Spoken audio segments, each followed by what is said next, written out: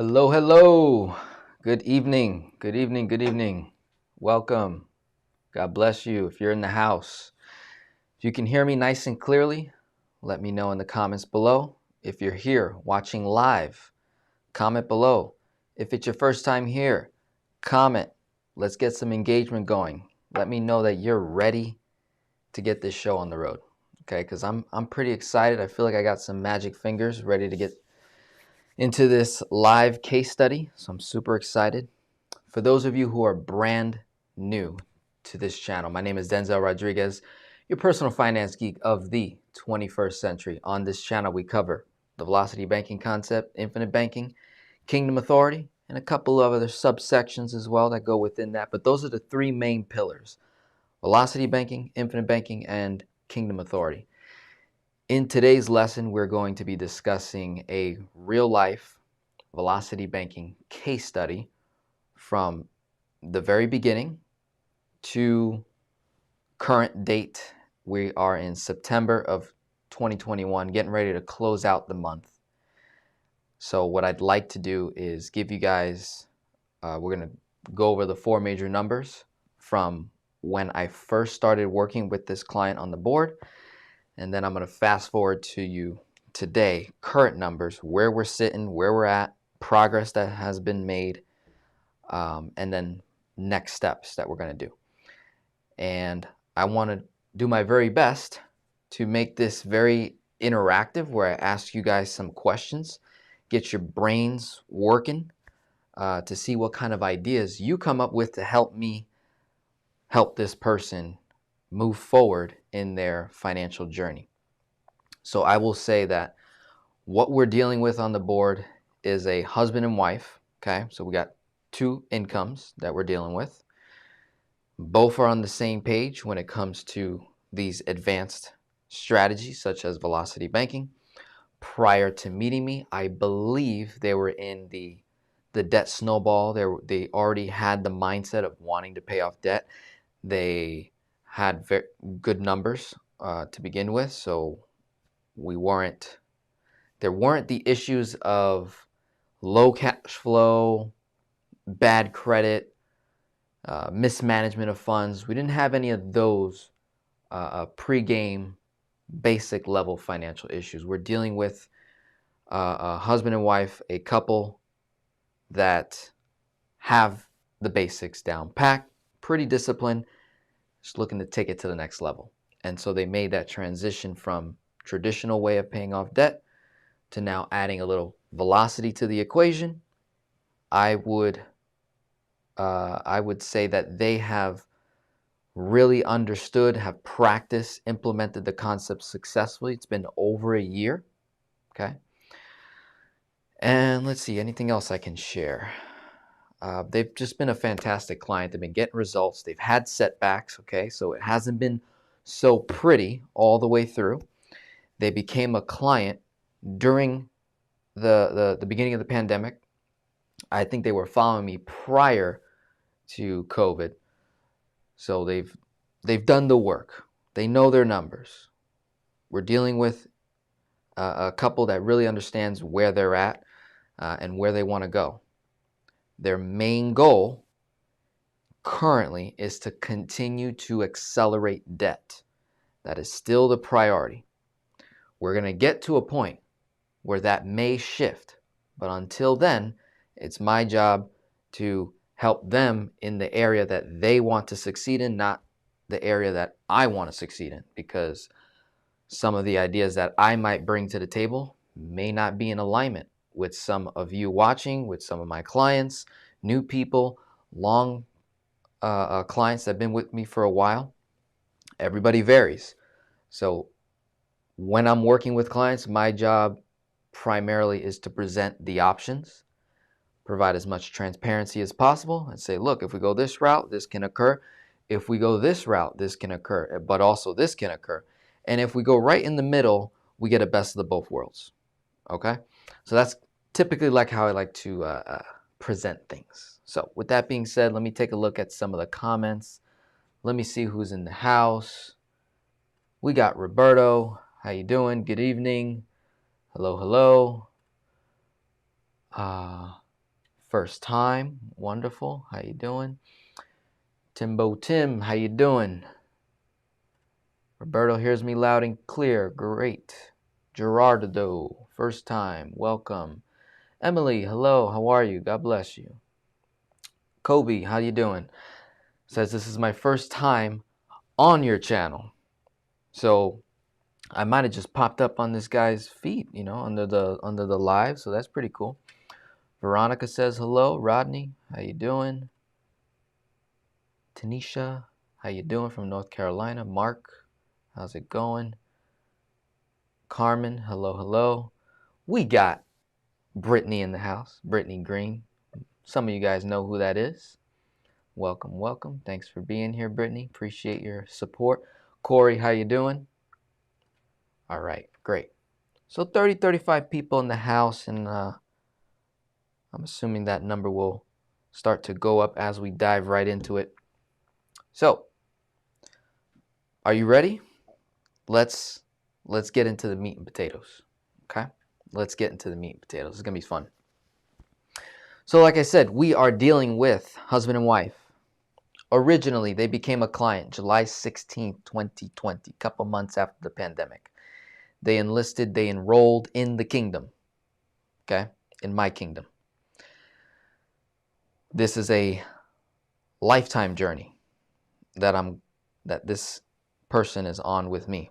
So I'm going to be working with their finances till one of us passes away. That's the deal. That was the terms and agreements when they enrolled in my program, okay? Income, when they originally came to me, they were rocking at around $12,448.28. Expenses were $9,236.57. Total debt, $448,842.31. Cash flow, very nice, $3,211.43. This is July 2020, okay?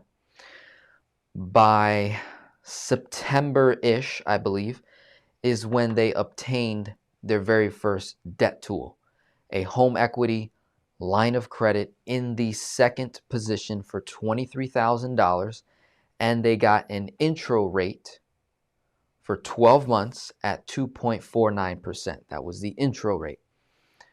Fast forward, over a year later, income, as you notice, actually dropped down to $9,696.84. Expenses also dropped. Debt was paid off.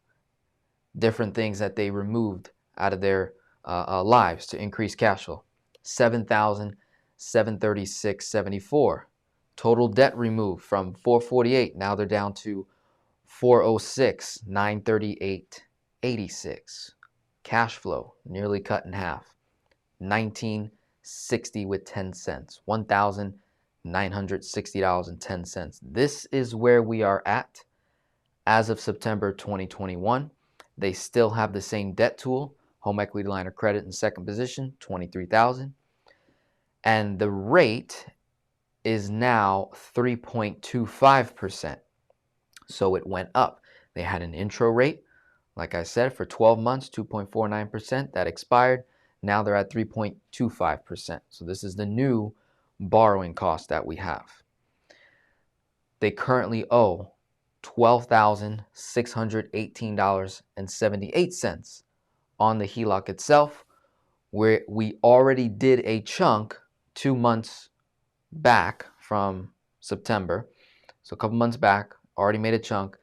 Now they're in the process of velocity banking, paying down the line of credit so that we can prepare ourselves to make that next chunk. Prior to meeting me, they were around 700 credit score. They've now risen to roughly 768. So they're doing good in that department. In addition to using their main debt tool, HELOC, they are also running bills through a credit card where they receive 2% cashback rewards.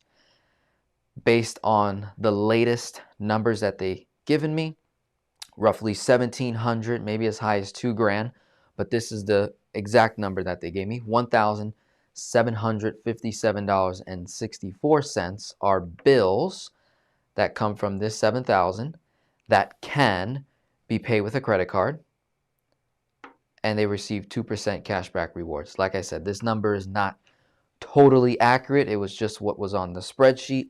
It can vary. It can go up, maybe go down a little bit. That's typically what happens. Eventually, you get very good where you try to pretty much run almost anything and everything you can through credit cards to maximize on cashback rewards. So they're sitting at 2%. Take that, times it by 2, the number you're going to get $35 roughly on average is what they are getting back to offset our borrowing costs when we're doing velocity banking. Okay. Here are all the debts that they have. They got a mortgage, $305,000 is the current balance. Mortgage payment, $2,220. Interest rate, 3.75%. We got 3 different credit cards. One of them is on 0% for the next 6 months. $2,204.53 is the balance. They're currently paying $375 a month. That is not the minimum monthly payment. That is what they're choosing to pay to have this zeroed out before the thing expires, the credit card expires. Following card, $8,947.77, monthly payment $228. That is the minimum payment balance. Interest rates at 8.99%. And the third credit card, we owe $10,679.11. $216 is the monthly payment, 5.99% is the interest rate. We've got a 401k loan for $35,000. Monthly payment, I think she gets paid bi-weekly, so it's divided into 2, but comes out to $323.33 a month. This comes out of the income, not the cash flow. Okay, so once this were to get removed, the income will actually go up along with the cash flow. I just want to make that clear. So 323, 5.25%. And then finally a loan for $31,717.63. It's a personal loan. Monthly payment, $1,071.22. Interest rate, 15.43%. Now that we have gone through all the most important numbers and figures, I gave you the background story of the person, the client, and what their goals are. Here we're going to go step by step in terms of us actually doing the concept, all the intricate parts that are in play. I can illustrate it for you. Feel free to ask questions, whether it pertains to the topic or not. You're going to want to get your questions in early so that when I'm done, I go back, I scroll back up to the top, and I will start reading your questions all the way through. All right. So here's what I'm going to do to create room for error in my favor when it comes to the numbers. Like I said, we're in the month of September. I spoke to this client a few days ago. I am going to act as if we're in the month of October with the current balance owed of $12,618.78. And I'm going to act like I'm receiving my income for that month, not including whatever cash flow remains for the month of September. So no matter what, these numbers are going to be inflated. So they're going to be inaccurate to a degree because I'm creating room for error to say, look, worst case scenario, by X and X date, we'll be at this. This is when we should make our next chunk. Then what happens is the client goes and do that. They do the concept and they actually beat Denzel's numbers, builds up their confidence. They're moving even faster and they're getting greater results, builds momentum. Okay. So we're going to pretend like we're in October, where we're going to get a new income of $9,696.84. And to explain, hey, Denzel, what the heck happened? They went from 12 down to 96. What happened was husband either left his career I don't think he got fired. Maybe he was let go of the pandemic. I'm not sure, but husband was out of work for quite a period of time. And he's just now getting back into the rhythm of working. So we can expect, she expects, that his income is actually going to rise while doing velocity banking, which is also going to create room for error in her favor where we're going to go faster. Again, I'm using these numbers where they're currently at and projecting maybe the next year looking forward. But I can assure you that between husband and wife, these people, they've got good careers. Wife is a software developer. Husband is a business analyst. So they've got solid careers. He made a transition. They're, if I'm not mistaken, they are investing in real estate or will be. That is one of their goals. So they're looking pretty good. Also, on the other hand, in terms of like background numbers, yes, they do have savings. They've got some investments. We're strictly looking at 4 major numbers and not pulling from anywhere else to accelerate the concept. We've already maximized in terms of their the way that they live, the way they operate. We're not being too minimalistic on that approach. They're operating within their means, producing positive cash flow, and just maximizing every dollar. So I want to lay that out as well. Okay. So let's take a look. We're in October, let's just say. Income comes in. Lands where? In the checking account. Where is that checking account? When I'm doing velocity banking, ideally, that checking account, I want it at the same bank where I have my debt tool. So where they got their home equity line of credit, second position, checking account linked to the HELOC. Denzel, what does linked mean? I hear you say that all the time. Just simply means that they're at the same location. They're at the same bank, and I can make very convenient, easy transfers to and from the accounts. I log onto the mobile app. I can see my HELOC. I can see my savings account. I can see my checking account. I can make an easy transfer, yada, yada. There's nothing to it, okay? Don't get hooked up on the terminology. Just understand the principles and the rules that go with it, okay? So they've got their checking account at the same bank. Money comes in. Where does it go? The minute money hits my checking account, where does it go? I make a direct transfer is a word, payment to the HELOC. I have a couple of different options when we're playing around with home equity lines of credit. We can make principal only payments. We can make interest only payments. We can make principal plus interest payments. In this particular case, we're dealing with a HELOC that is principal and interest payments. So what that means is I owe $12,618.78. If I make a payment on October 1st, okay, and I owed $12,618.78 for, say, 7 days, okay, let's do the math together. Let's say for 7 days you owed $12,618.00 on the HELOC for 7 days. Take that number, balance owed, times it by what? 3.25%.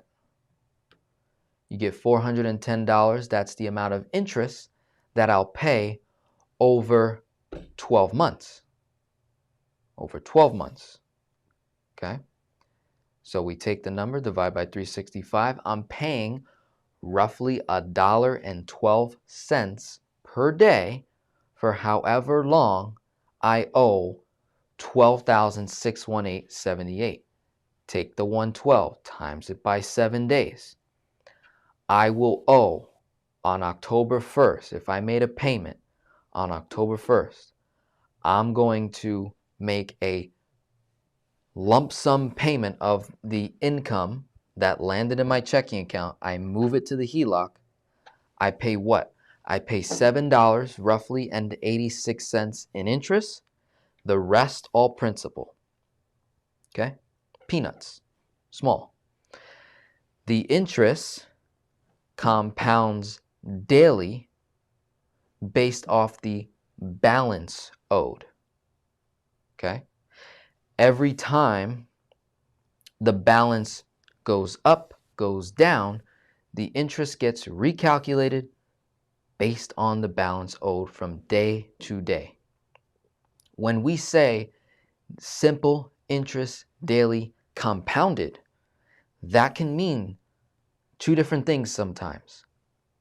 Majority of the times, of all the situations I've been in so far with dealing with clients that have HELOCs, it is charged daily, but the number that I'm getting charged does not compound on the number itself. It just simply adds. Okay, so let's break that down so you truly understand what I'm getting at and what to avoid. Okay, so if I said that we're getting charged $1.12 for however long I owe 12/6/1878, on Monday, boom, I pay $1.12. On Tuesday, I pay $1.12. On Wednesday, pay $1.12. Thursday, pay $1.12. That number does not change. Technically speaking, this is compounding because by the time you make the payment, you add it all up, that's what you pay in interest. Another version of compounding occurs with your credit cards. This is why credit card debt can become very difficult to pay off when you're just making extra payments over a period of time, or just regular payments for that matter. I can't tell you how many clients I deal with that just pay monthly minimum payments on their credit cards, and they don't realize that they're getting eaten up alive, which is why it'll say, hey, it'll take you 16 years to pay this off, 12 years to pay this off, if you just pay the monthly minimum payment on the credit card itself. Okay? So unlike a credit card, when I get charged interest, they're charging me daily compounded interest. Let's say it was the same number I owed on a credit card, $12,618.78. Today, I'll owe $1.12. Here's what they do. They take that $1.12, they add it to the $12,618.78 times 3.25%. Okay, the number goes up ever so slightly.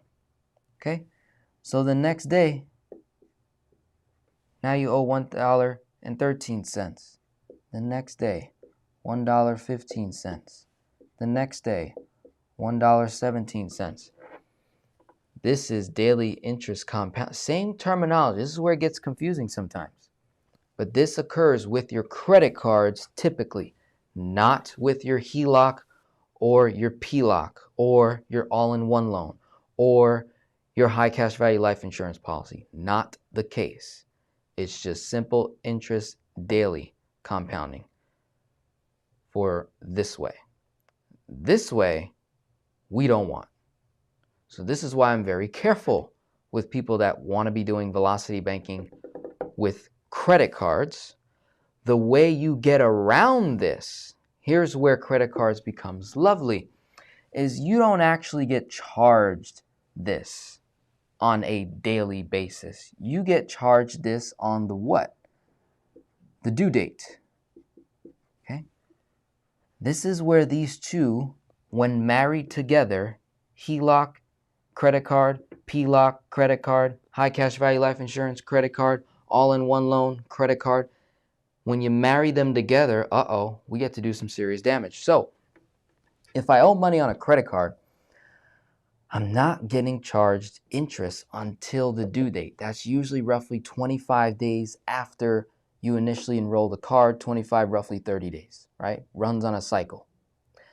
So as long as I pay the balance before the due date in full, I get charged zero, zilch, nada, zero interest. With a home equity line of credit with a HELOC, no matter what, whether you paid it on Monday, Tuesday, Wednesday, Thursday, Friday, so no matter what day you pay it, however long you owed money, you're going to pay interest. Okay? That's how they charge us.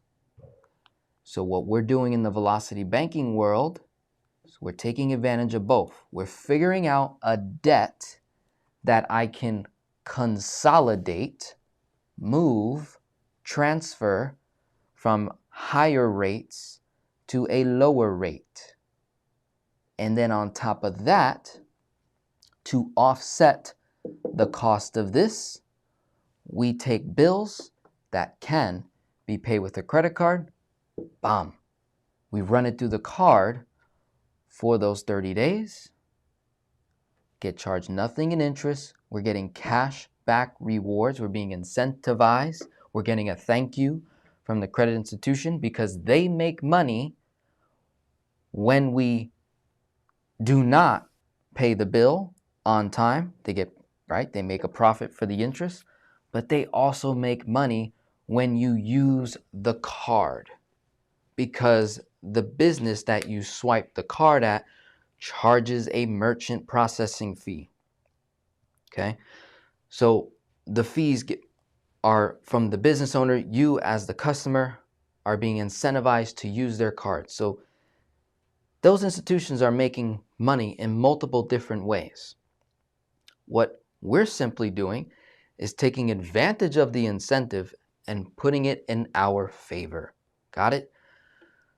So while we owe money on the HELOC, we know we're going to pay interest on that. There is going to be some borrowing costs. Our goal is to offset that.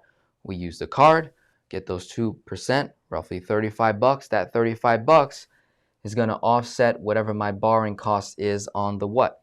The HELOC. In addition, whatever the heck I moved onto the HELOC is also going to save me money on interest of whatever debt I knocked out, that I completely got rid of, plus that payment that I was making to that other institution, I'm now making back to my home. The equity in my home, paying myself back, brings my borrowing costs to nada, to zilch, zero. Okay? How you feeling so far? Guys liking this? Drop a comment below. Let me know you're with me. If I lost you, be like Denzel, you lost me. Repeat that. Say it again. Okay? Let me know. Got KJ still listening, learning from you. Okay, first time. Cool. Cool. I don't see any activity in the chat room. All right, you guys are focused. You're taking notes. That's what I like to see. So now, let's run some numbers. If I owe $12,618, you already determined that per day was $1.12. Let's do 12,618.78. And let's minus income, 9696.84. Brings it down to 2,921.94.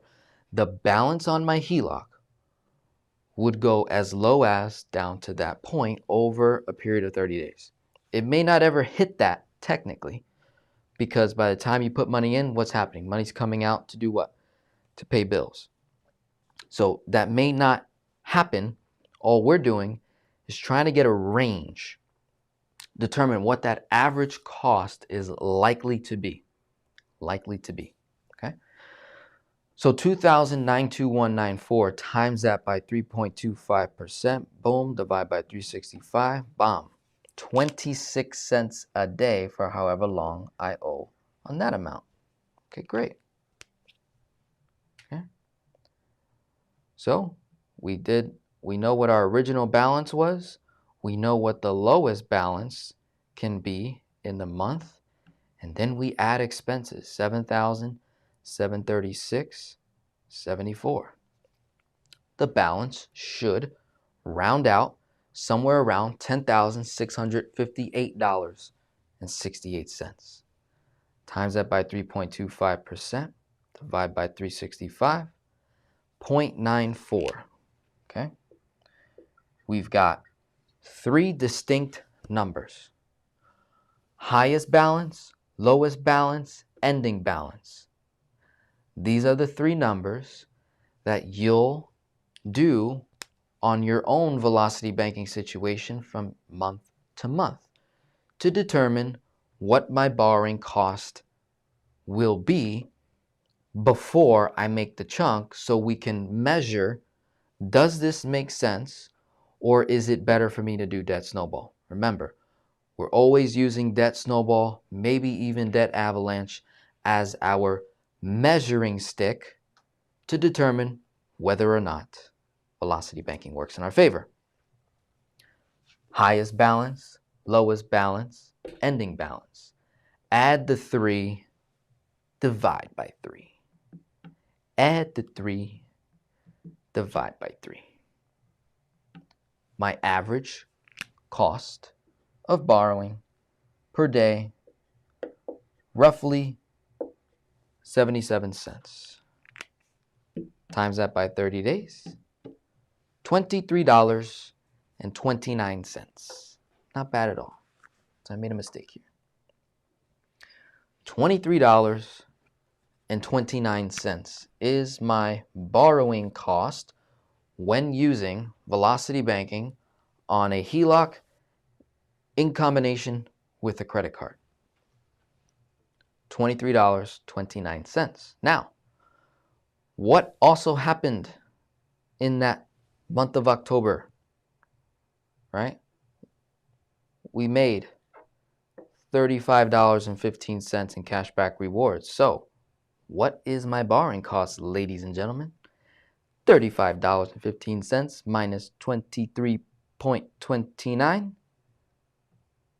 $11.86 positivo. Oye, mira, pay attention. What's my borrowing cost? Zero, nada, zilch, nothing. Numero 0. Done. This is the best case scenario when you're doing velocity banking, is your borrowing cost is nothing. 0. You actually come out ahead. Beautiful position to be in. So therefore, if my borrowing cost is 0 and the goal is to pay off debt and your measurement stick is debt snowball, we know that any other method you apply to this, minimalism, get a side gig, side hustle, sell your stuff, be frugal, cut back. These are all external things to enhance your debt payoff timeline. Would you agree with that? Those are all external. Regardless of the main concept, those are external that adjust these numbers, not the debt numbers. They adjust the 4 major numbers. We can all agree with that. So put all of the external ways to pay down debt faster and just focus on the numbers at play and the debts. If I were to do debt snowball, making extra payments of $1,960.10 towards my smallest debt, which would be what? The $2,204.53. That's according to debt snowball. Why on earth would I do that if I'm getting charged 0% for the next 6 months? Okay, that's a dilemma number 1 for me. So right away, if you were to do debt snowball with the same exact numbers as me, following the baby step rules, following debt snowball rules, smallest to highest debt, you have to pay this first, the $2,204.53, right? You have to pay that if you're doing debt snowball. I'm paying a debt that is charging me interest. Therefore, I go faster than you. This is where debt avalanche comes into play. Okay, debt avalanche says highest interest debt first. What is that on the board? Right here, 15.43%, payments $1,000, we owe $31,000. So I take the 1960-10, and for the next X amount of months, I'm going to pay an extra $1,900 towards this $31,000 debt. That's what debt avalanche says to do. What's the problem with that? Well, it's not really a problem. It's going to get results. Whether you do Snowball, avalanche, velocity banking. Question is, which one is more efficient?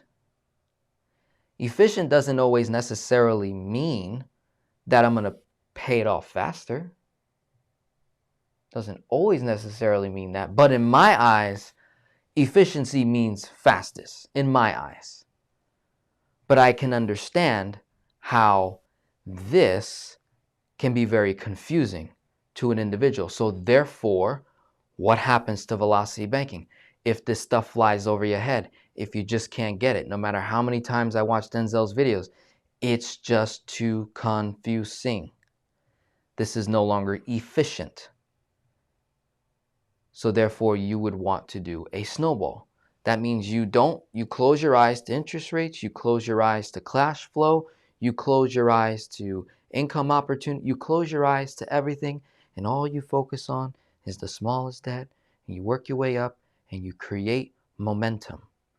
That might be efficient for some people, right? But that doesn't necessarily mean that they're going to go what?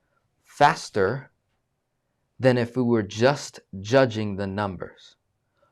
But when you add the human factor of an individual that's undisciplined, does not have a good track record of saving, has been in debt all their lives, mom and dad was in debt all their lives, grandma and grandpa was in debt all their lives, they got a whole multiple generations of debt. That's all they know is debt and borrowing. All they know is being a debtor, not a lender, right? All they know is being in debt, the borrower, but they know nothing of being lender. They know nothing of that language. Well, then this would be inefficient. They would not go as fast, no matter how good the numbers show. They would not go that fast. They would fail. Why? They don't have the culture yet. Maybe the culture of the kingdom. Maybe the culture of good money saving habits. Maybe the culture of increasing income. Maybe the culture of crisis versus opportunity.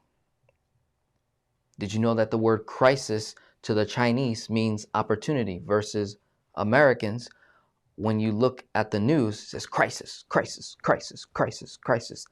To us, that means danger, danger, danger, danger. Go away, go away. It's all bad, it's all bad. Danger, danger. Go away, it's all bad. That's how Americans view crisis. The Chinese people, crisis, opportunity, opportunity, opportunity, opportunity. Uh-oh, it's a different culture. So you have to understand who you're dealing with. For my financial coaches watching, consultants, people that are looking to implement velocity banking in your practice, sometimes you got to put the numbers aside and really identify, who am I looking at right now? What culture does my client have? What is their track record when it comes to money? Have they saved consistently? Have they invested consistently? Have they paid their tithes, give consistently? Do they just give consistently to an organization, to a business? Like, what have they done consistently with their finances that have created some sort of success? And we measure that. You say, okay, well, based on that, I like what you're doing there, Sue. I like what you're doing there, Tom, Joe, Mary. I like it. I like it. Here, we're going to implement this concept right here that can potentially produce some results. Okay? So I need to give you guys that other feedback there, that other important information. Take away the human factor, take away the person here on the board.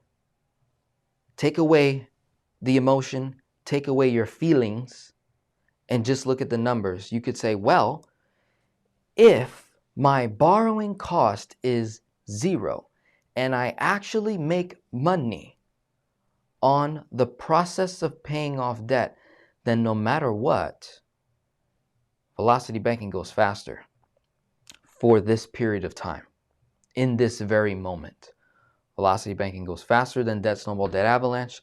If we get the okay green light on that, we say, yep, let's keep it going. Let's continue to do velocity banking. So with that being said, your most expensive month of borrowing cost when you're doing velocity banking is the month that you make your first chunk, which is the month that you chunking, meaning take money out of the line of credit. So this couple here, they chunked 2 months prior to September, right? 2-3 months prior. So that means their most expensive month has already passed. They're roughly 3, maybe 4 months in, if that. Now they're at 23, 29. They're going to pay that interest, right? They're paying that. But they made 35. So they net 11, 86. This whole 35 total can go into the expenses to bring the credit card that they ran up a balance back to zero that much faster. What does that also do, ladies and gentlemen, if I go that route? That means less money has to come out of the line of credit when I pay bills. So the longer I keep my $9,696.84 in the HELOC, the lower my borrowing costs goes. If I'm running a lot of bills through the credit card, and on top of that, I reroute the cashback rewards to pay the card off by $35.15, then only $1,720 needs to come out of the line of credit to pay that bill. And I only pull it out when? On the due date of the card, or say, to be safe, the day before, right?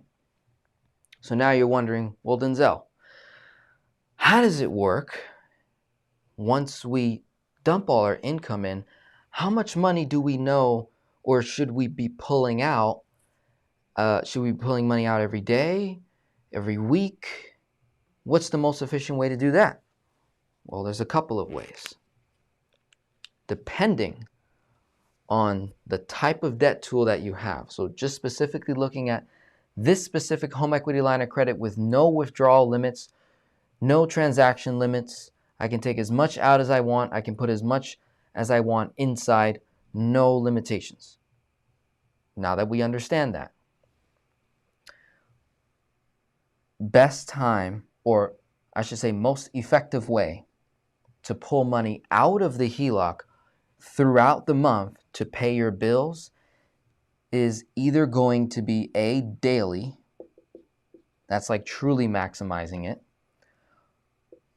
more efficiently, in my opinion, 3 to 5 days. Every 3 to 5 days, money would come out of the HELOC to cover bills and expenses that cannot be paid with a credit card, right? So all of these monthly payments cannot be paid with a credit card. The $2,000, $375, $228, $216, $323, $1,000 cannot be paid with a credit card. Okay? So the bills that cannot be paid with a credit card, every 3 to 5 days, I pull out a lump sum of cash back to what? The checking account that was linked to the HELOC. Your checking account continues to pay bills just like you were doing before. Rest of your income sits there in the HELOC, covers the payment of the HELOC itself. So therefore, there's no payment on the HELOC. This $12,618.78, there's no payment. My payment was my paycheck. When I make the payment to the HELOC via my paycheck, damn near all of that is what? Principal. Very little interest. Again, offsetting the interest. Hope I'm being very laser focused here this evening, because I think a lot of people are getting confused. And as you should be, because this isn't a culture most of us are used to.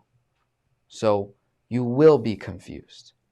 And then there's a lot of content in the marketplace, which can be very difficult to comprehend when you're learning from 5, 10 different people. So while you're doing your research, be sure to eventually narrow your viewership to a few people, maybe 5 or less. Narrow it down so you can get honed in on a few ideas that you can implement to renew your culture, your way of thinking around money to better your situation, right? So let's keep this going. We understand what's going on fully. I'm doing velocity banking on the HELOC. I'm running bills through a credit card. I'm getting cashback rewards. My cost of borrowing is 0. I actually come out ahead. I'm making money while paying off debt. Another thing that we can do to enhance the strategy here is we can come back to this card right here, this credit card, and we can say, okay, what's the culture with this? I see a lot of people doing this when I work with clients. They take the balance that's owed when they leverage a credit card on 0%.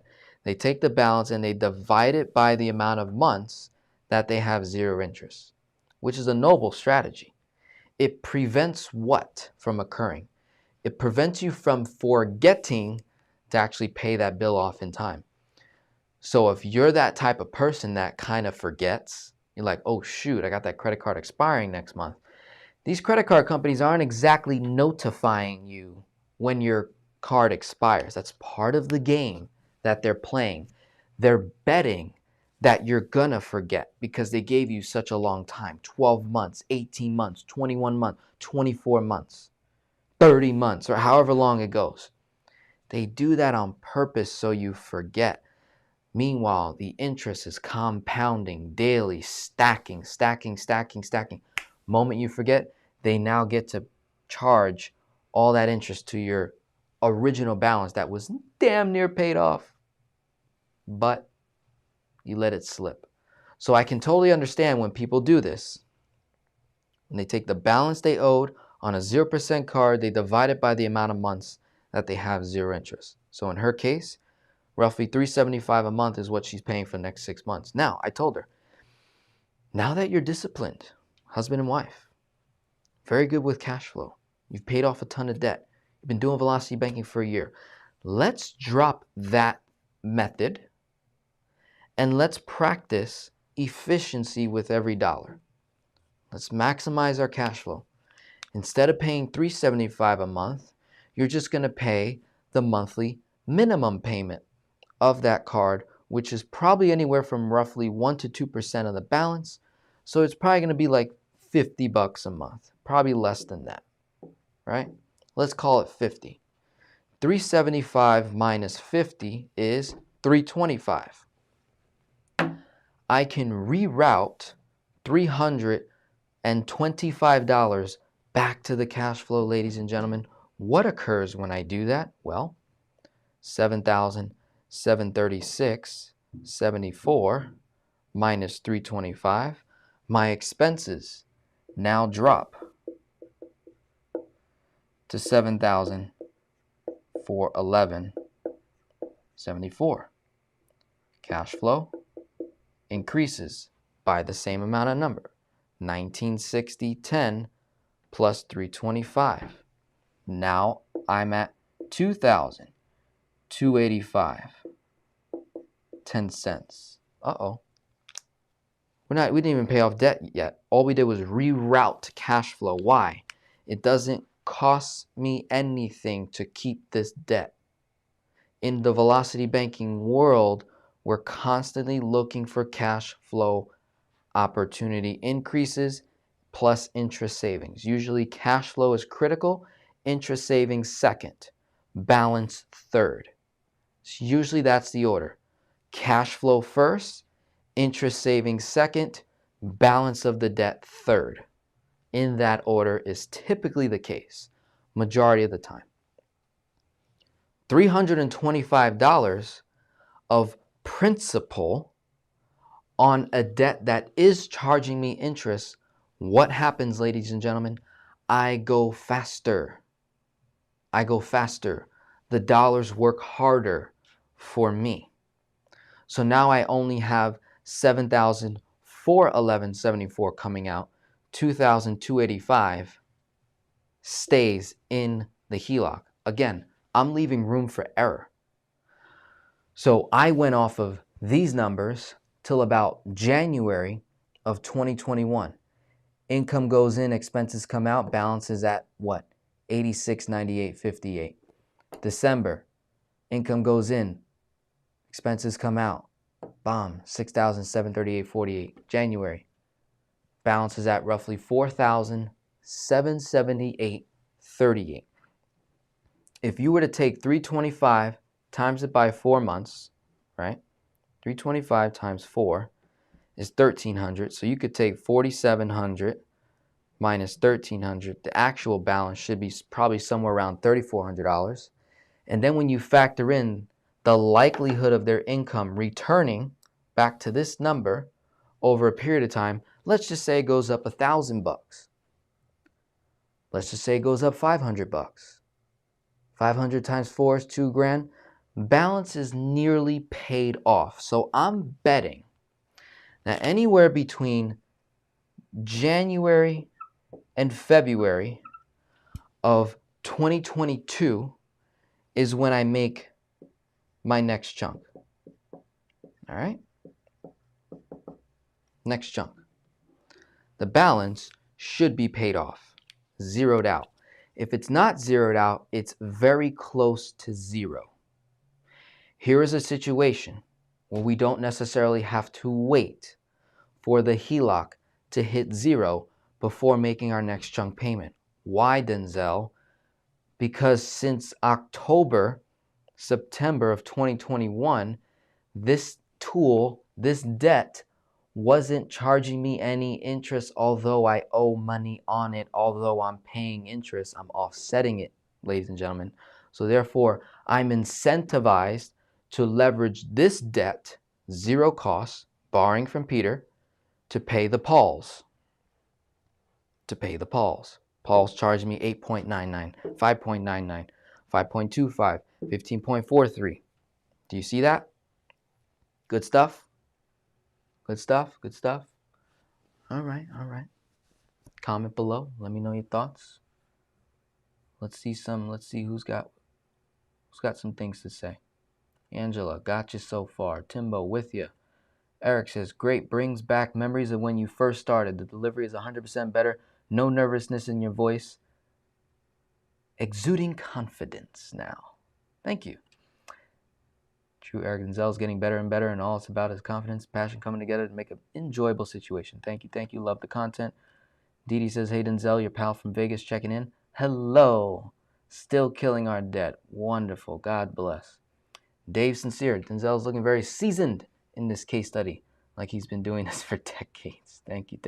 All right. You guys are enjoying this. I like that. I appreciate the good feedback. It makes me feel like I'm not just talking to a camera, right?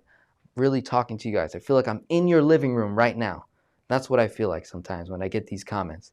I feel like I'm right in your living room, live, talking to you, directly to you. Okay? So let's keep it going. Let's think about it now. Based off the numbers right here, we're not even going to factor in that we're making monthly payments on these debts. Okay? So that means come January, February of 2022, all of these debts are going to be lower. You agree, right? The mortgage, everything's going to be lower. We're not even going to factor that in. We're just going to look at what would be the next most ideal debt to tackle. I want you to think about that for a second and comment. My HELOC's at 0, 3.25%. We know what our rule is, right? We take the balance of the $23,000 times that by 66%. That's $15,180, okay? For my seasoned subscribers, Kingdom citizens, clients, loyal subscribers, I want you to comment your thoughts. What is my next move? what are some things that I can potentially do to enhance this strategy for this client right here? We know the rule.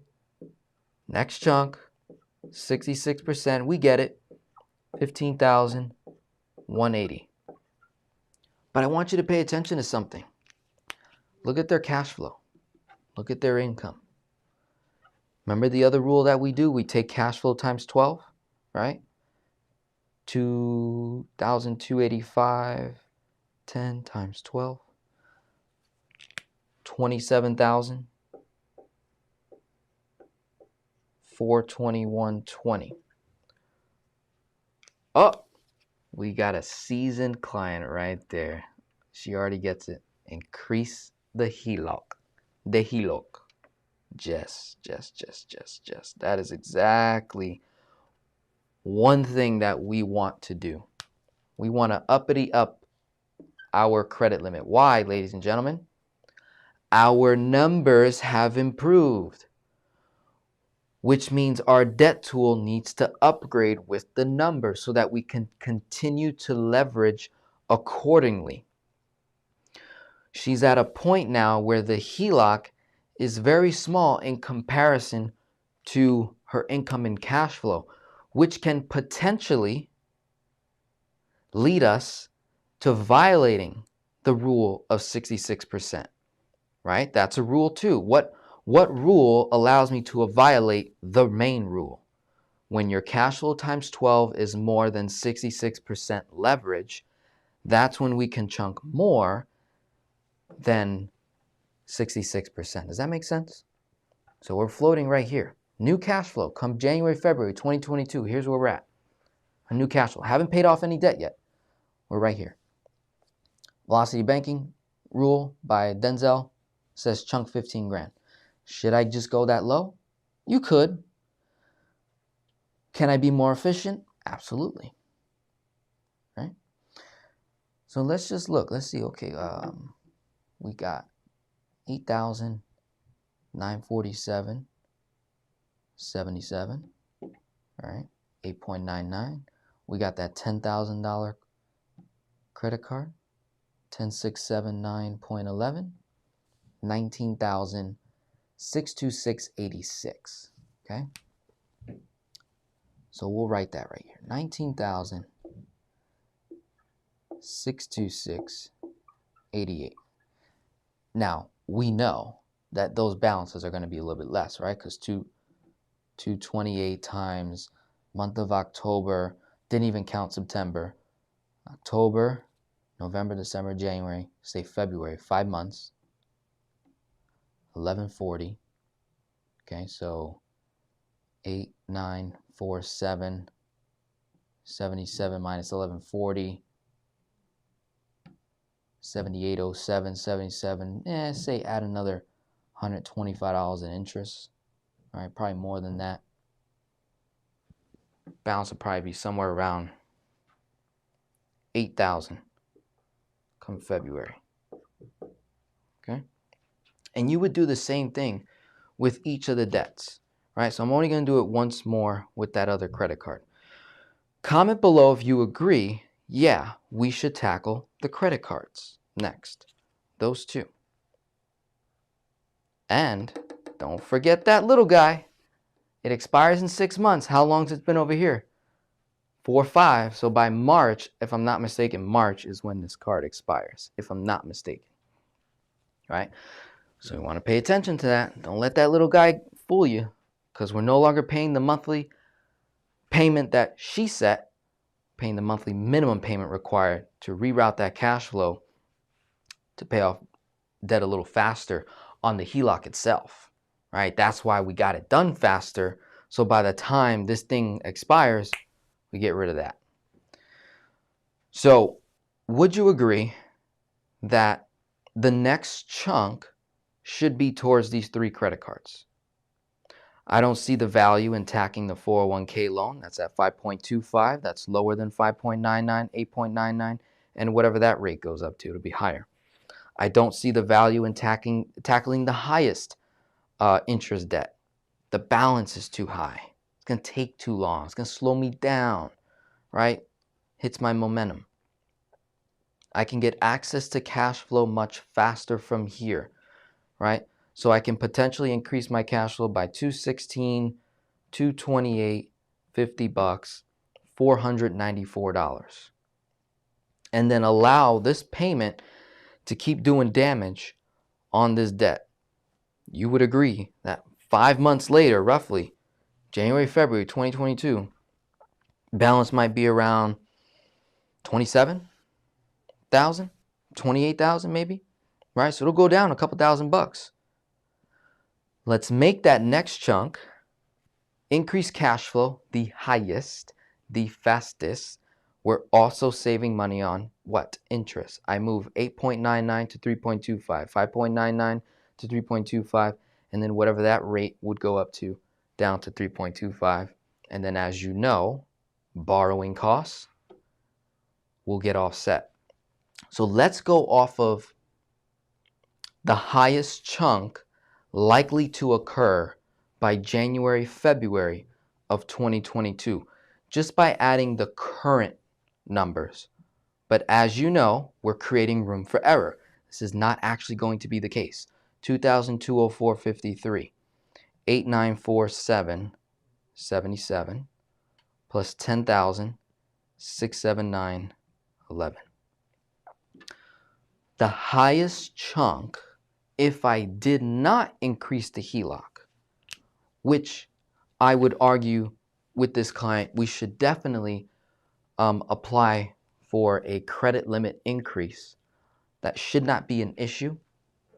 I don't think it would be a hard pull because this is revolving open-ended. So I don't think we would have to go through a whole new application process. Maybe, maybe not. But we're going to get the details. We're going to find out. Okay? But let's say she didn't. The highest chunk would be $21,831.41. Pays off 3 credit cards. What was the cash flow gain? $494? I think it was $494. 50 plus 228 plus 216. Okay? Wonderful. We go from 494, add the 228510. New cash flow number. What are we looking at? 2,779.10. What's my new expense number? 7,411.74 minus what? 494. Expenses go down. 6,917.74. So now let's do the math. 21,831.41. I am way overestimating. It's not even fair, but we're still going to run it to see, does it make sense? And what would my borrowing cost be on that number? If this number ends up being good, can you imagine how much better the actual number is going to be? The actual chunk amount is probably going to be in the neighborhood of 18, maybe 19,000. The actual number to pay off those 3 cards 4 or 5 months from now. So let's just go off that. 21,831.41. Do the same math times what? 3.25%. Divide by 365. We're doing this all over again. Ready? $1.94 is that borrowing cost. Minus income. 9,000. Oops. 9,696.84. That's income. Expenses coming out 6,917.74. Guys are with me? Comment below. This is good, Denzel. Keep it going. If you got lost in the sauce, let us know. Someone in the comments will help you along the way so you don't get lost, okay? 21,831.41 minus 9,696.84. That's the lowest, what? Highest, 21. Lowest, 12. 12,134. That's what the balance goes down to when you minus income, right? 12,134, 57 times 3.25% divided by 365, 108. Liking this? Liking this? Comment below, let me know. Denzel, I like it. Give me some more. Okay, I'll give you some more. 12,134, 57 plus expenses going out 6,917, 74. Balance goes back up. Ending balance February 2022, 19,052.31. Balance February 2022 times 3.25% divided by 365, $1.69. Let's do the math. Add the 3, divide by 3. Add the 3, divide by 3. $1.57 a day, all right? $1.57 a day on average is my cost, max chunk, to wipe out those 3 debts. Times that by 30 days, what's my borrowing cost, ladies and gentlemen? $47.16 month 1 minus $35.15 on average. What's my borrowing cost, class? $12.14. Hallelujah. That is based off $21,000. If you were to minus it, I bet you, do the numbers. Minus, try to do the interest rates, right? You take 228 times that by 4 or 5 months, 216 times that by 4 or 5 months, $50 times that by 4 or 5 months. Minus those balances off of these numbers right here, you're going to get a net actual chunk amount, right? And I'm getting so excited. Hold on. 50 times 4, right? It was 228, 216. That's like a couple $1,000 off of 21. So we realistically, that actual chunk was probably going to be $3,000 less, right? If 21,000 highest balance ends up averaging me a net of $12 and a penny of interest, right? $12 and a penny. Then I'm pretty sure that we could actually bring the borrowing costs to probably $40, $35, where this actually becomes like zero. Even if it did have borrowing costs, would you agree I still go faster than Debt Snowball making extra payments, Debt Avalanche? Yes or no? Comment that. Let me know. So keep moving along. All right, let's keep going. All right, is this good? Is this good stuff? This is what it takes when you really look at your numbers. You're like, oh my God. All right, I'm getting excited. This is a possibility. So she now chunked in somewhere June of 2021.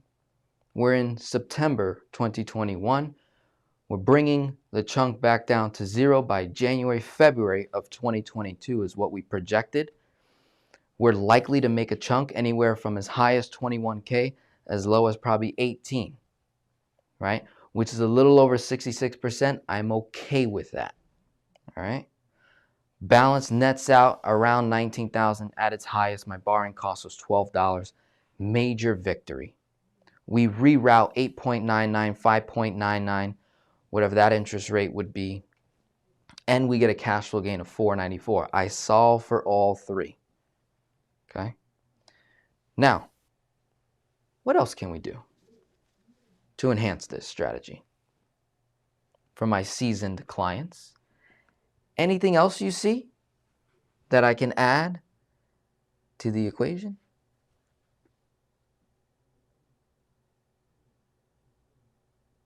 Let me look back up here. All right, so after she said increase the HELOC, Emily says I do the 8947 next chunk, maybe stretch the rule, do the 10K card too. Yes, okay, yep, we went over that. Cool. Possibly lower rate tool, maybe. She said increase mine to 50K, went from 6% to 3.75. In this case, I don't think her rate would go down because she already got the approval of that intro rate, and now they increased it to 3.25. Not sure if they would give her a brand new intro rate again. That would be pretty cool if that were the case. So Alex Chan says, is with us, pay off the 3 cards. Yep. Does the increase depend on the amount of equity you have? Absolutely. Yeah. But understand, look how much utilization debt we wipe out. The mortgage is at 305 currently. 5 months from now, it's going to be a little bit less.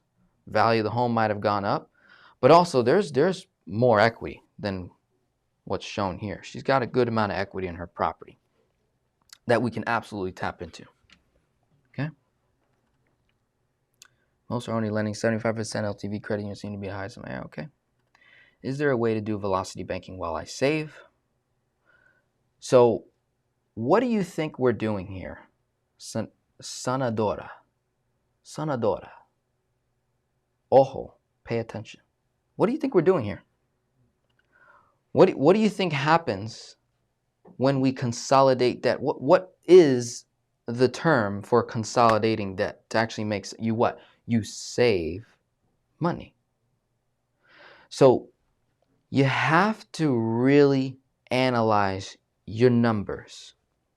Remember how I said earlier that this client has savings, has investments in other look? We're not touching none of that. We're just touching the 4 major numbers here. That's all we're touching at the moment. While we're doing velocity banking, you are saving what? Money, right? When you shift the debt, you're saving money on all these interest rates. That money is savings. You're running bills through a credit card. You're saving money. We're offsetting. So we're saving. Absolutely. Just not traditionally saving the way you normally would. When a crisis occurs in your finances, where do I go? I now have 4 paid off credit cards that I can access. Possibly have 0% offers on purchases for the next 12 months. I've got a paid off HELOC.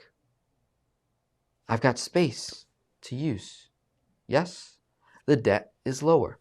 So I put myself in a very, very good position without touching their pre-existing savings. Okay. So yes, we can absolutely do velocity banking while saving. Imagine if this person's numbers, right? Like they put 12,000 was their income, 9 grand, 3,000. Let's say this is you, son or daughter, right? Let's say this is you. And you say your cash flow is $3,200. But in your expenses, you put that you save $300 a month. That's how we do our 4 major numbers, is we include savings as an expense. That's money that goes away from velocity banking. So the $300, right, that could go over there. You could minus it off the income and then just do velocity banking off whatever numbers you want to work with. We can absolutely do that. It's a preference. In terms of efficiency, maximization of cash flow, it may not do you a lot of justice to move savings in a bank account that's not earning you anything when we could have technically your own bank account, savings bank account right here. Mind you, this is secure debt, this HELOC, equity in her property. Yeah, she's getting charged this interest rate, but isn't she appreciating in the value of her home as she's making regular monthly mortgage payments? Don't you see the net gain by not saving in a separate account, putting the savings in the home to do what? Zero cost of borrowing? Ay, Dios mío. I hope I'm getting to you. I hope I'm getting to you. Okay. Let's see. So, HELOC is your new checking and savings account. Look at the big picture. Yes. Okay. Less debt is ultimately more savings and emergency fund 3 to 6 months. Okay, cool. So we mentioned about what debts we're going to tackle the chunk, but I wanted to challenge you guys to think on what are some other ways that we can enhance what we're doing here, right? So would you agree at this point in time, February 2022, if I wipe out 3 utilization debt accounts, right, gone, my credit score should go up, should be more powerful. I could potentially request, apply for a credit card, 0% on what? Purchases, balance transfer, right? What would be a debt that remains, just the mortgage, 401k loan, and this personal loan? What would be a debt that you would want to leverage a 0% credit card for, say, 12 months, 0% on balance transfers, and 0% balance transfer fee? So no cost of borrowing. 0 cost of borrowing. 0. Nada. Zilch. Nothing. What would be a debt that you guys would shift? How much? How little? Right? Let's say we got approved for, I don't know, say 15 to 20K. Very realistic. Again, use the same rule, 66% of the debt tool. Alex, love what you're saying. Monthly expenses paid annually. Absolutely, we could do that. Instead of paying off debt, we could potentially temporarily increase our cash flow by more than whatever the debt I'd be hitting. Now that is a strategy, my friend. Ishmael says the loan. Absolutely. That would definitely be the loan I'd go after. 15.43%. You mean to tell me that I could use a 0% credit card, maybe get approved for in the neighborhood of 15 to 20K, use about maybe 10 to 13,000, right? 0%, 12 months, balance transfer, 0% fee, 0 cost of borrowing. We could roughly wipe out almost 50% of the loan debt and put it over here for 12 months. It does not affect the payment. You still got to pay the 1071, but the 1071 at that point is mostly principal. You remove over 50% of the interest. That could be a wonderful move. Another move which Alex went over, Alex Chan, said, hey, move your monthly expenses, pay them up annually. I think that would be more valuable based on the leverage amount that I use if I can get equal to cash flow gain of this debt. If I can do that, ladies and gentlemen, then let's say we went Alex's way and we use roughly 10 to 13K. 13K if I got approved for 20, 10K if I got approved for 15. So 10 to 13K, 0 cost. And let's say the cash flow increase was roughly $750 to about $1,000, right? That's very possible when you switch from monthly to annual. You'd be surprised how much money we can recoup.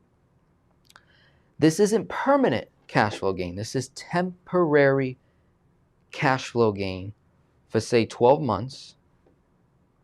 That means I don't even touch that debt. I pay the monthly minimum payment on that debt. It's probably gonna be anywhere from $100 to $200 a month. So if you got a $750 cash flow gain, in reality the net would be $650 or $550 cash flow gain. Does that make sense? Okay. Then you take that cash flow from paying all your bills up for the year of 2022, which would be perfect timing, ladies and gentlemen, because you're at the top of the year. Perfect timing, right? We're at the top of the year. I increased my cash flow immediately while simultaneously I made that chunk. So now I've got roughly an additional $550, $650 or more of cash flow to the HELOC. What does that do to the HELOC? Makes my borrowing costs zero. I come out ahead. It also helps me pay off the HELOC faster, probably within 4 to 6 months. I got 6 months to spare over here, and then I can take that last tail end of the 0%, 4 to 6 months, the last 4 to 6 months, I'll wipe out the loan. And now that's gone. $1,000. Bum, bum, bum, bum, bum.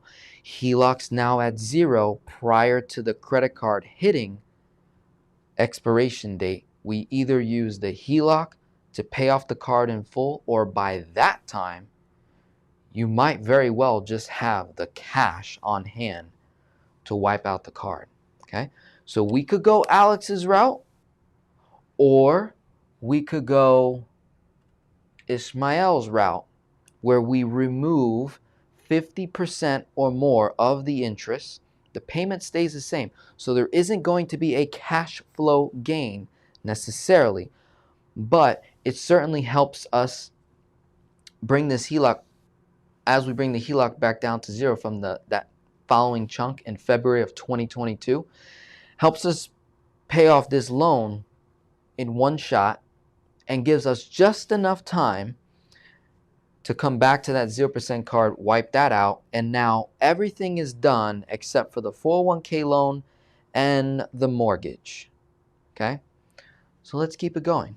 Let's say that from February 2022, and we'll go 6 months to be super conservative, but I can almost assure you she'll have it knocked out much faster, right?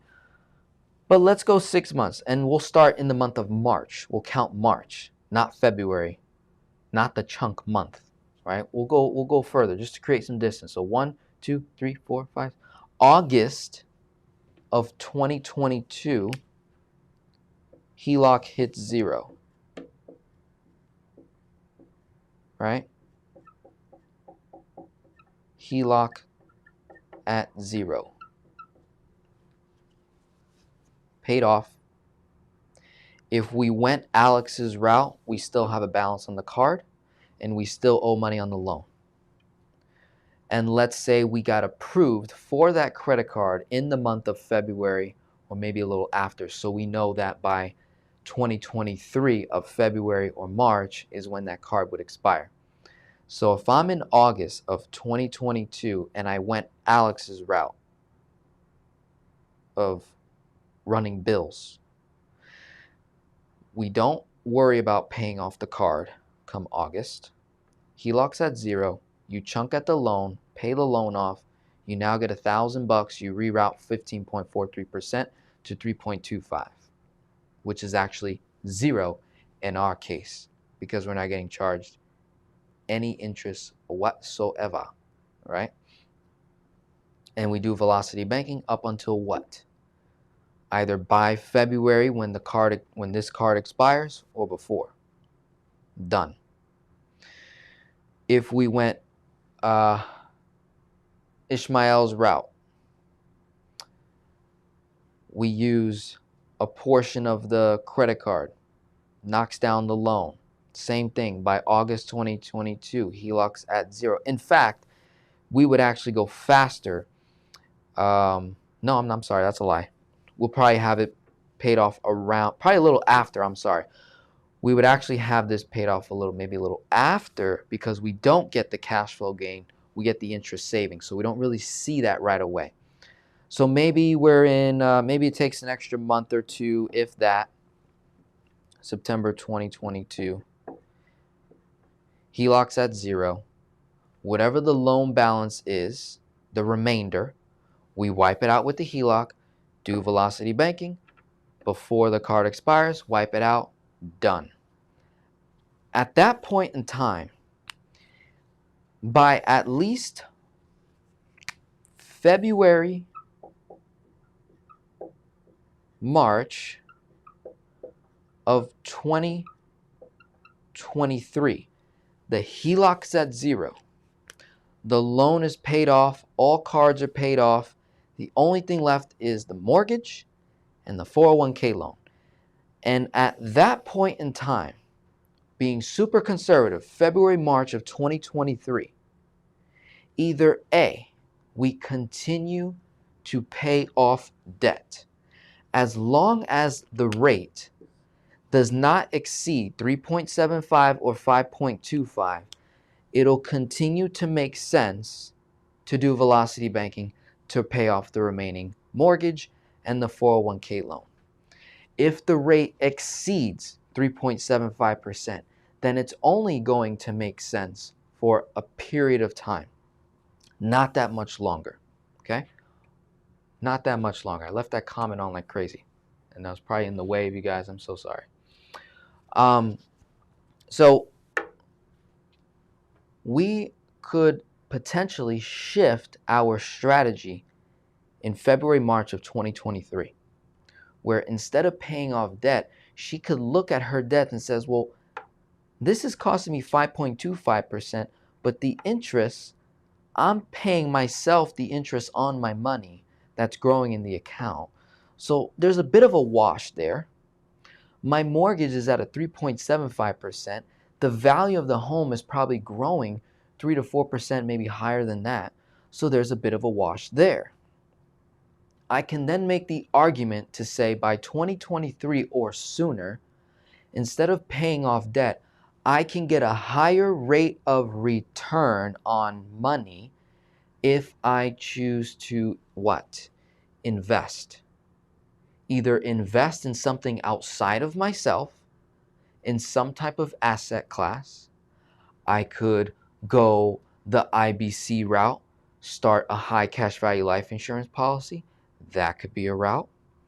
Or I know with this particular client, they want to build a business. So we could go the 10X route, where we could continue to increase our income.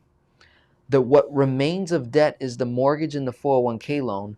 And if they come to a conclusion where the debt is not killing them, it doesn't hurt them whatsoever, their cash flow is north of 3,000 or higher at that point, right? After paying off the loan, 3285 plus 494. All right, so we're like almost north of 4K cash flow, doing very well. At that point, I could say, well, I got $4,000 a month in cash flow. 4,000 times that by 12, $48,000 a year in free cash flow. What can I do? Can I take my cash flow times 12 per year and earn higher than 5.25 and 3.75 added together, more than 8.75, more than 9%? Can I do that? Do I have it in me to either start a business and profit more than 10% in that business and create more income? Do I have the ability to invest in the stock market, in real estate, in crypto, in gold and silver, and all these other different, investment opportunities, and earn a higher rate of return than what my debt is charging me to create arbitrage? I mean, at that point, would you agree that this couple, this family is very disciplined with their money at that point? We're talking 2023. They've got 2-3 years of velocity banking in the books, managing their finances. They've created a new culture of how they view money. Do you see the evolution, how that occurs, how things improve the more they pay attention to the numbers and think of creative financial ways to produce more wealth, produce more income, and leverage, where we're not just borrowers, we're also lenders, right? Most of the time here, we're borrowing, but we're effective borrowers in the 21st century. If I borrow at 0%, what is my loss? Nothing. So I'm actually going to go faster than the guy that does not borrow, because when he or she borrows, they pay interest.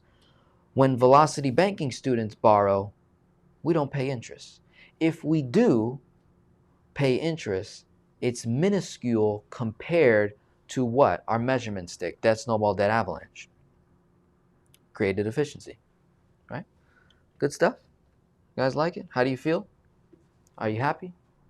Are you like, oh my God, that was a lot? Let me get your comments. Let me see how you guys are feeling so far. Rodney says apply for more debt weapons. We can absolutely do that, right? It depends on their capacity to handle debt. Remember that. So everybody's different. Convenient checks, yep. That was through the balance transfer. Yes, yes, yes. Let's see. So we got 63 people in the house now. Wonderful, wonderful. Lesson is complete. I'm done. We looked as far out to 2023 for this particular client, right? And we paid off in that time 4 credit cards, that $31,000 loan, and then we left the 401k and the mortgage, right? Again, way overestimated. In reality, we could be very well in 2022, right, of all debts paid, cleared out. We could very well be there. So if we add up the numbers of the amount of debt that gets wiped out during this timeline from September 2021 to roughly December 2022, we got that 12,618 that gets wiped out. That was the original previous chunk on the HELOC. We wipe out the 204 card, the 894, 7.77, the 10,000, 679.11, and the 31,717.63. $66,000 over a roughly 13 to maybe 15 month period, right? So let's write that down. 66,167.82. Not to mention the 323.33 over a 15-month period. Now I understand a portion of this is interest, but it's still debt that she's tackling, is she not? It's still debt that she's tackling. And then the mortgage, 2,000 to 20 times, say 15 months, another 33,003. Add them all up, 4,849.95 plus 66,167.82. Over $100,000 of debt, roughly 13, 15 month, maybe 17, 18 month period. With a starting cash flow working with 1960-10 going all the way up to roughly 4,000. 4,000 times, say, 18 months is only 72 grand, but we didn't have cash flow of 4 grand for those 15, 17, 18 months. It gradually increased. So do you see the difference between 104 and 72? That's called leverage. That's called recapturing dollars, recapturing interest.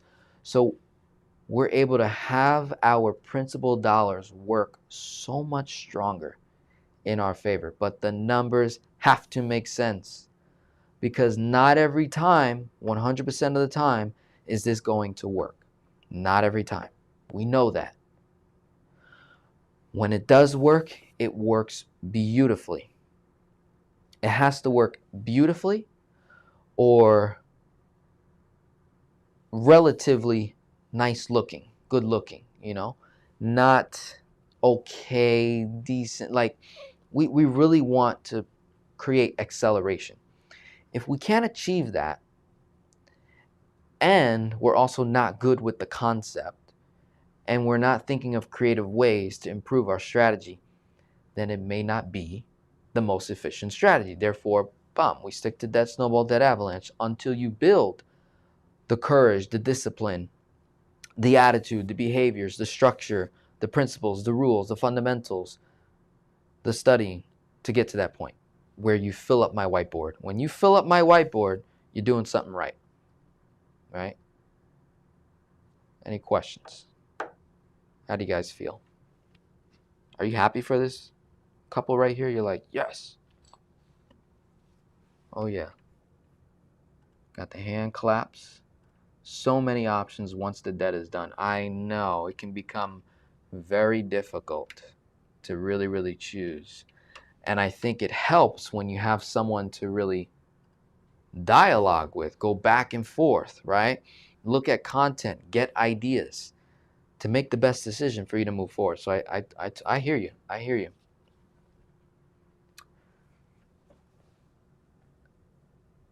I'm open for Q&A at this point. Didn't see any questions. I don't think I missed questions. I'm scrolling. Yeah, I didn't see nothing. All right. So I'll give you guys a couple more seconds. Ask away. If not, I want to inform you of a couple of things I got going on. And you know what? I'm gonna erase some of the board here and I'll write it out.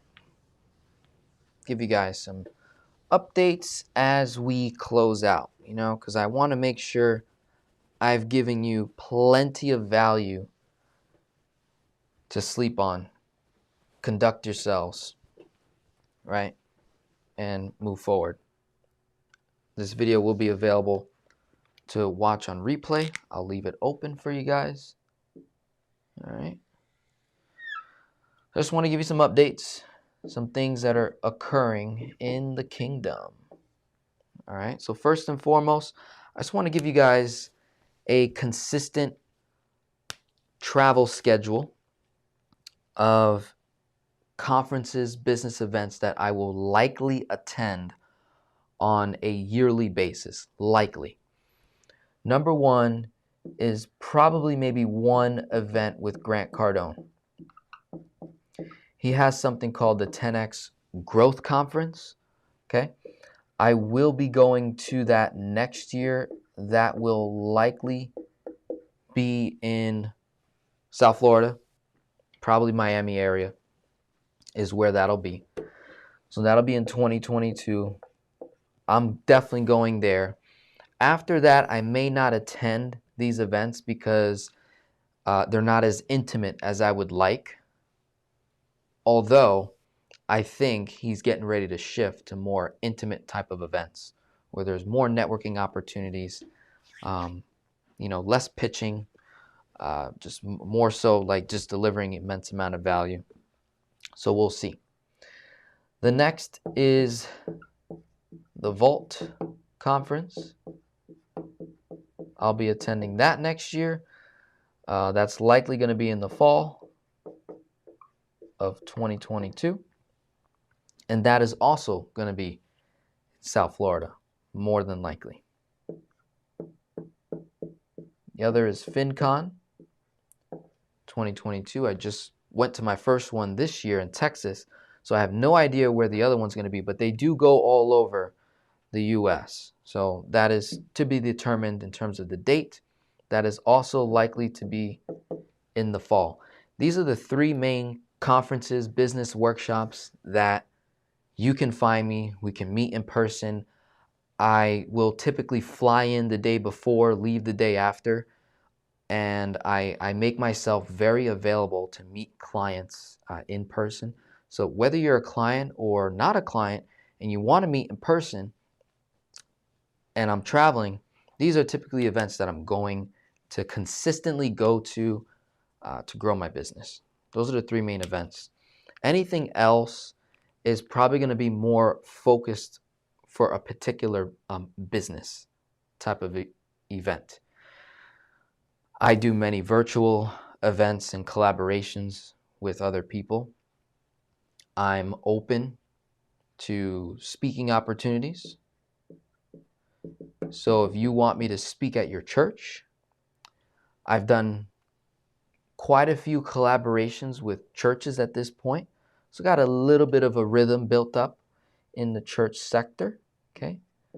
So if there's any speaking opportunities, if you want me to speak to your congregation, to your church, and present these strategies that are foreign in a very fundamental way, beginner type of a way, more than happy to do that, especially if it's in a church type of a setting.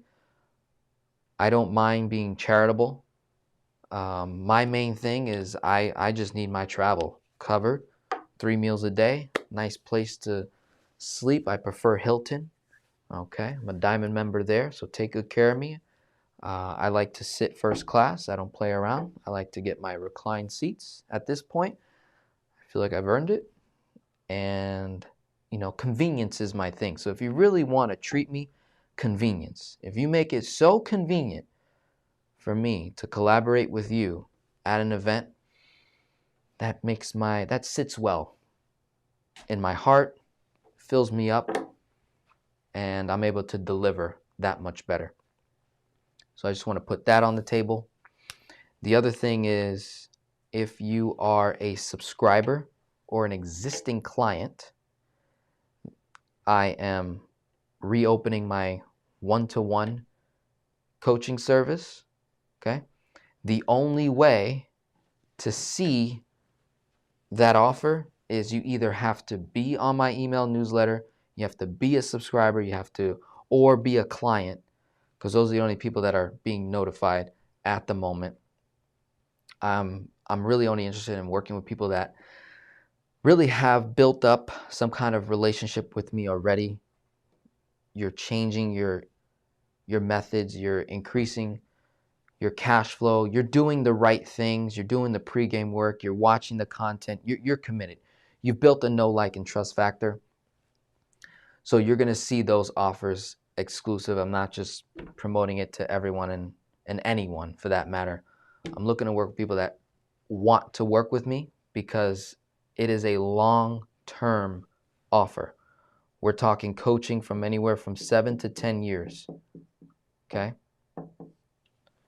In terms of one-to-one coaching, okay? So the only way to see that offer, you have to be a client, because I get a lot of people wanting to work with me one-to-one, and I want to work with people that have been in my community for a while.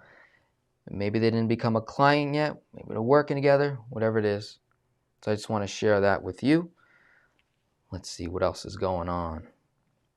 On my website, what you will see is the one program that I have, which is called the Manifesto. And there's 3 pricing options. You got the $19.99 a month, there's the $147, and then there's the $547 lifetime access. Okay. These prices are all going away by the end of the year. So I'm giving you ample notice. By December 31st, I close the program, because then I spend roughly 3 months or so focusing on those people that enrolled after December 31st. Gives me time to potentially talk to every single client. And I'm already doing that now with people who are enrolled on the monthly, the annual, the lifetime. If you were to lock in now, right, if you're not a client and you were to enroll, those prices roll over to next year. So you'll be grandfathered in. You're not going to get a randomly price increase on you. It'll stay in for however long you stay a member inside of my kingdom. Okay. Come December 31st, the monthly option will increase to $47 a month. This will be no longer. This will be no longer. This is going to go to $547, and it'll just be an annual rate. To be $47 monthly or $547. Let's see, what's the savings on that? I forget. 47 times 12. Yeah, so a couple bucks savings by paying it up in full for the year. That's just for the cost of the program. $547 does also come with a 1 hour call with me. And at this point, this program has been running since March, April of 2019. So I've learned a lot so far. Work with a lot of people. I've been increasing my experience, my knowledge, and I've been adding more things to the course. So it's not just an evergreen recorded course. It is pre-recorded material that is evergreen, multiple sections, over 150 hours of content, very, very long course. You got to work at it self-paced. So it's a very long course, and there's multiple ways of learning, because I've learned looking at the statistics of my existing clients that people learn very differently, right?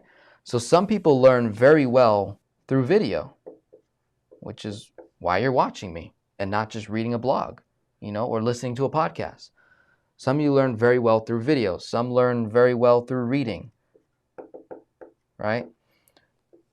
Some work very well one-to-one, right? Where you need to be shown, you need to be handhold, different. So the course has evolved where it handles most of the popular ways of learning. Mostly the course is video. As you watch the video content, you actually earn time with me one-to-one at no cost. Okay. My hourly rate is now $247. When I first started, I was $97. So my experience, my confidence, my value that I bring to the table has been increasing. And when you look at the marketplace, I also did some market research. Average financial expert coach will charge anywhere from $300 to $400 an hour. This is market research that I've done on my own, and also information that I learned from the Dave Ramsey community. So if you were to hire a Dave Ramsey certified financial coach, aka myself, I'm Dave Ramsey certified as a financial coach, the average that they charge is $300 to $400, and they're just teaching you the 7 baby steps, debt snowball, and telling you that debt is bad. In my case, $247 an hour, we're being very transparent. I'm offering you many different options, many different ways to go. I'm showing you each and every strategy mathematically to help you make the right decision for your life.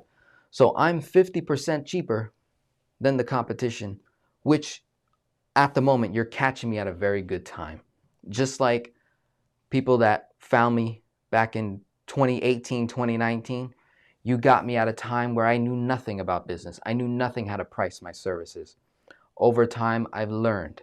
So I've increased my rates, but I'm still extremely competitive because I do not consider myself an expert just yet. Although some of you call me that, you give me the guru, the expert title, and I love it and I respect you for it and I honor you and I will live up to that title. But at the moment, I'm projecting to become an expert by mid-summer 2024. By that time, according to the amount of hours actually working with clients, will be roughly 10,000 hours. And at that point, I'm going to be very comfortable calling myself an expert on these topics, these concepts, and then I will charge roughly in the neighborhood of $300 to $400 an hour. So in the meantime, you're getting me at a very, very good opportunity for those that are like wanting to take that journey. You're like, yep, you know what? I'm ready to dive into this. I want that. I want that long-term relationship. So in this course at the moment, the manifesto, that's what is currently available, right? Once you enroll and you've been in the course for a little bit, over time, you'll see the one-to-one coaching offer that I have, which is pure me, one-to-one. In addition to all this stuff, you're getting me one-to-one for the next 7 to 10 years, and that's a different price, that's a different service. Again, I'm only offering that to people who are in the course or people who have been on my email newsletter for quite some time. You guys are going to be the first to see that. Some of you who are watching have already seen it. Some of you have already enrolled.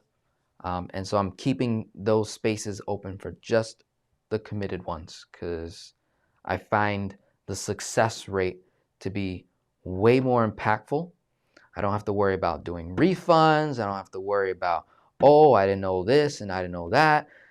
I can be very clear, patient with everyone, and I don't have to really sell you. You just, when you're ready, student's ready, teacher appears, okay?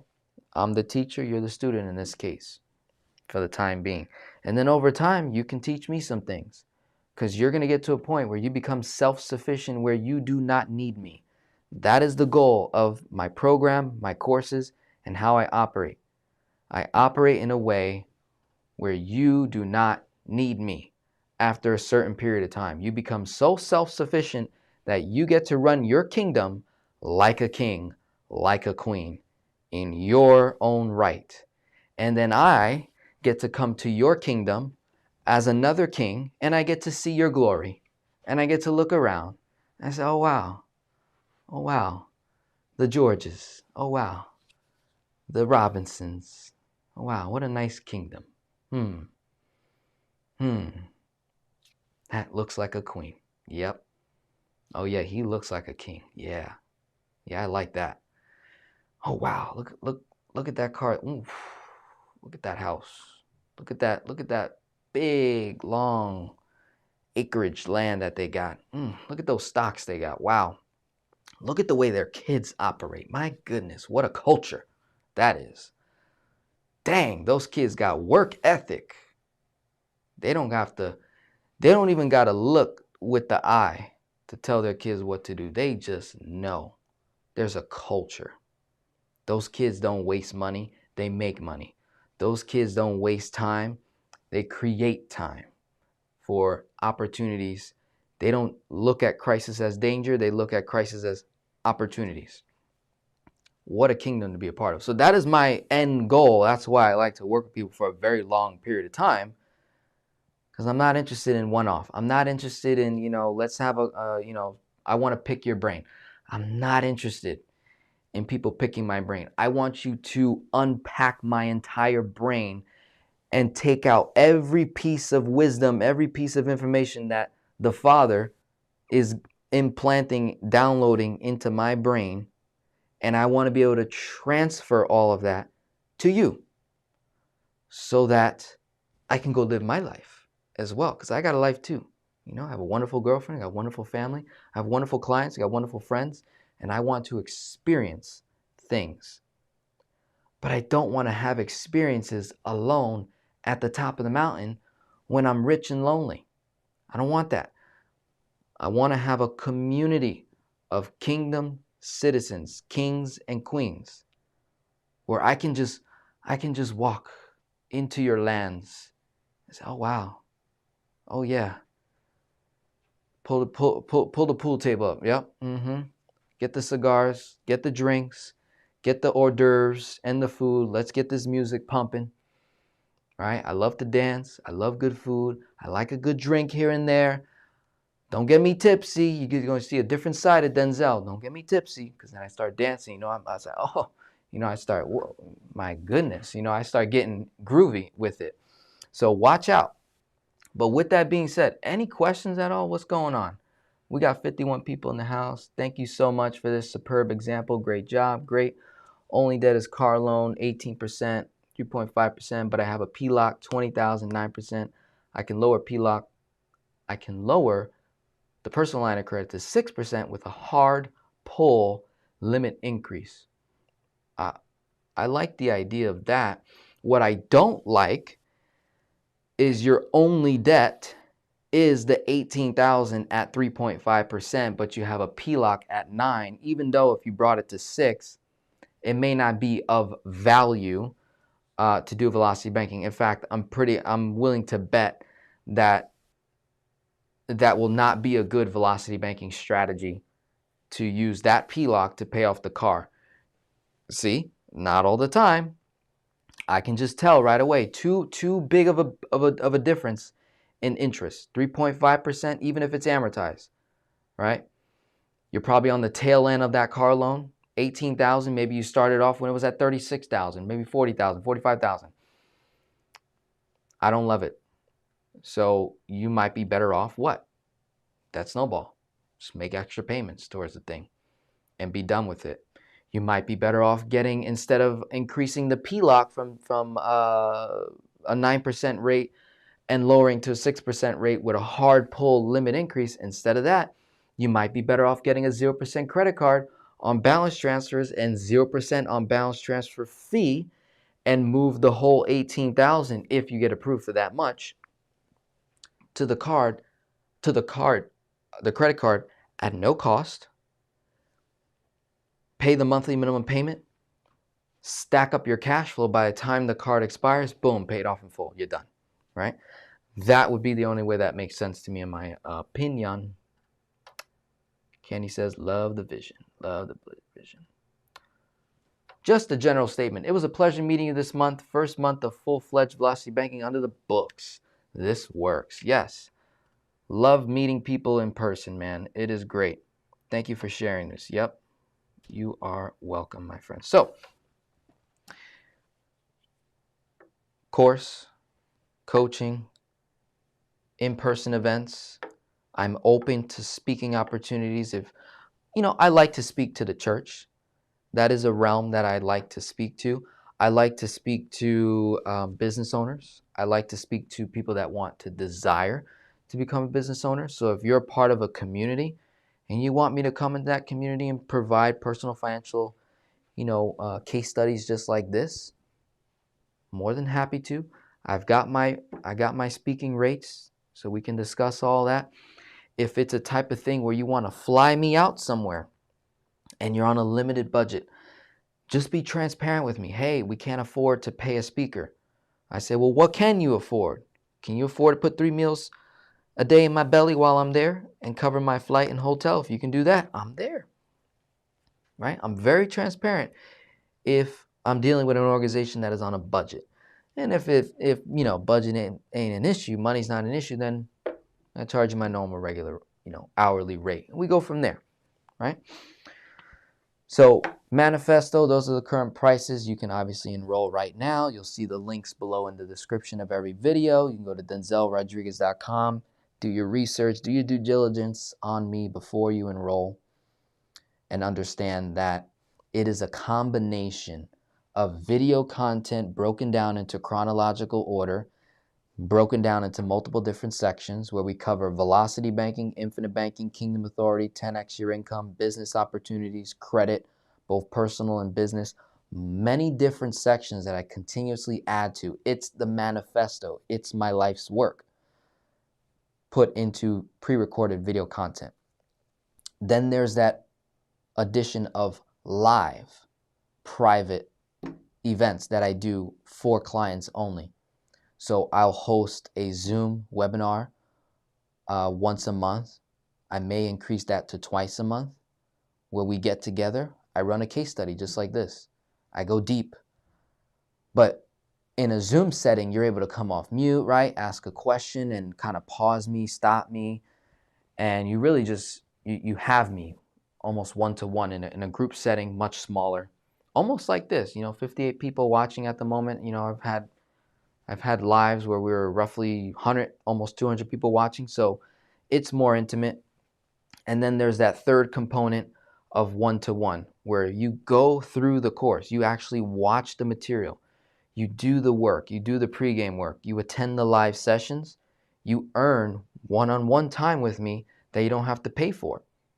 And there's roughly about 5 to 6 opportunities to get one-to-one with me within about a year time frame, which is perfect.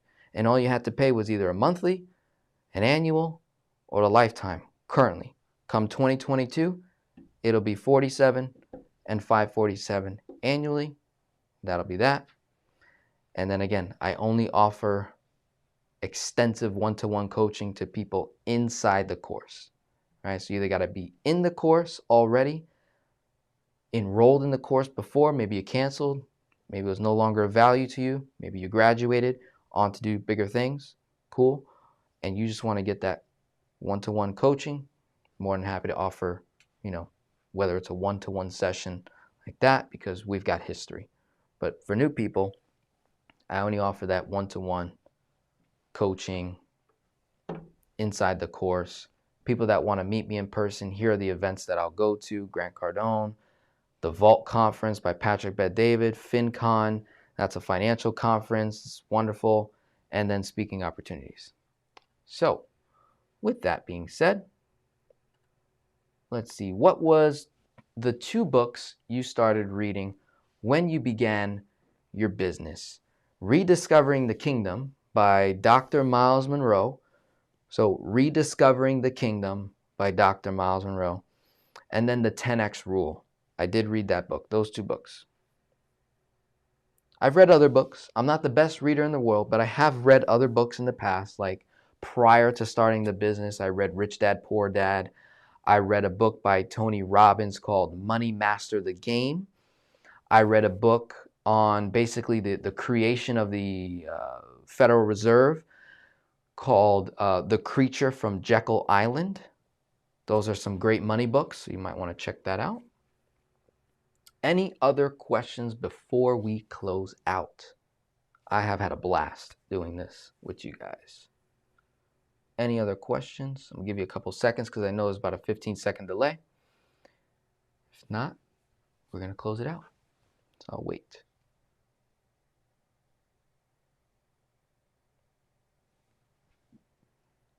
Give you a chance to look at the board once more, take your notes.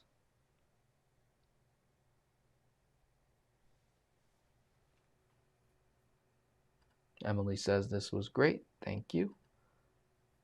Wonderful, wonderful. Booker Cole says, thanks, man of God. Thank you, sir. Great. Great, great, great, great. All right, I don't see anything. God bless. Enjoy the rest of your evening, and we will be talking soon. Okay, God bless.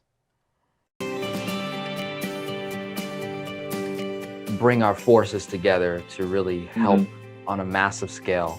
I look forward to helping more of Denzel's clients and educating them and getting them ready for velocity banking, because we have work to do in the community. We have work to do for the next generation. We can create change in all different aspects in our personal and professional journey. How can we turn those leads into actual conversations and then turn those into sales? And really dialogue and see what solutions, what problems can we provide solutions to that help us move forward and improve the entire ecosystem.